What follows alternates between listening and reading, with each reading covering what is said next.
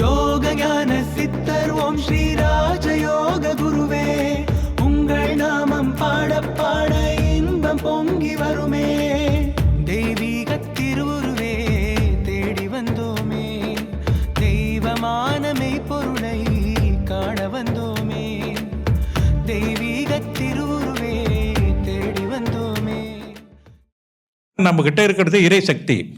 ஆக நீங்கள் இறைவன் பிரார்த்தனைகள்லாம் இதுக்கு மேலே நான் சொல்கிறேன், இந்த சக்தி பெற்ற பிறகு நீங்கள் செய்யக்கூடிய பிரார்த்தனைகள் எல்லாம் நேரடியாக நமக்கு இறைவன் இடத்துல போய் சேருது. ஆக நம்ம செய்யக்கூடிய பிரார்த்தனை வழிபாடெல்லாம் நமக்கு கண்டிப்பாக பலன் கிடைக்கும். யோக சக்தின்றது இறைவனால் நமக்கு அளிக்கப்பட்ட சக்தி. அதனால் இறைவனோடு தொடர்பு கொள்வதற்கு ஒரு நல்ல ஒரு பாதையாக அமைஞ்சிருக்கு. கவலைப்பட்டு இருந்தீங்கன்னா என்ன வருது? அது சில பேர் சொல்லுவாங்க, முன்பிறப்பில் நான் அப்படிலாம் இருந்தப்பா, அதனால தான் என்னை போட்டு வாட்டுது. அது சுவாமி விவேகானந்தா நல்ல ஒரு விஷயம் சொன்னார். முன்பிறப்பில் நான் இப்படி இருந்தேன் அப்படின்றது ஓச்சிக்கிட்டு இருக்காங்க. இந்த பிறவியில் எப்படி சந்தோஷமாக வாழணும், எப்படி ஆற்றலுடன் வாழணும், வெற்றியோடு வாழணும், அதை மட்டும் சிந்திங்க, வாழ்க்கையில் சிறப்பாக இருப்பீங்க.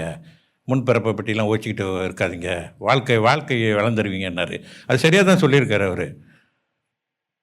அது மாதிரி வாழ்க்கை முன்பிறப்பு நினச்சிட்டு சிலர் முன்பிறப்பில் நான் இப்படி இருந்தால் நல்லா இருந்தேன், பெரிய பணக்காரனாக இருந்தேன் சொல்லி அது இந்த வயதிலே நான் வந்துடுவேன்னு சொல்லிட்டு இருந்தால் வர முடியுமா? முடியாது. அதனால் என்ன சொல்ல வரேன்னா, வாழ்க்கையில் திட்டங்கள் எப்பயுமே நாம் நம்ம என்ன செஞ்சுக்கிட்டு இருக்கோம், வாழ்க்கையில் நம்ம செய்ய வேண்டிய கடமைகள் என்ன,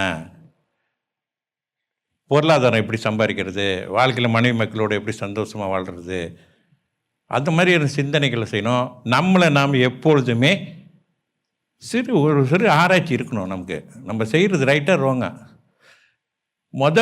கடவுள் யார் அப்படின்னு கேட்டிங்கன்னா, எல்லாம் நிறைய கோயில்கள்லாம் இருந்தாலும் கூட கடவுள் யாருன்னா நம்ம மனசாட்சி தான். நீ யாரை வேணாலும் ஏமாற்றிடலாம், உன் மனசாட்சி நீ ஏமாற்றவே முடியாது. அந்த மனசாட்சி தான் இறைவன்கிட்ட போகுது.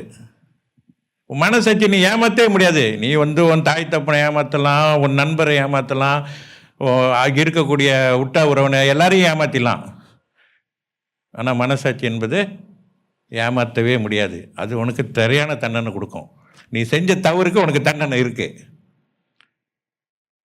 அப்போ இறைவன் எங்கே இருக்கா? இங்கே தெளிவுபடுத்தணும்னு சொன்னால் நம்ம உள்ளத்திலே இறைவனை காணலாம். அதில் அப்பிலே இல்லை.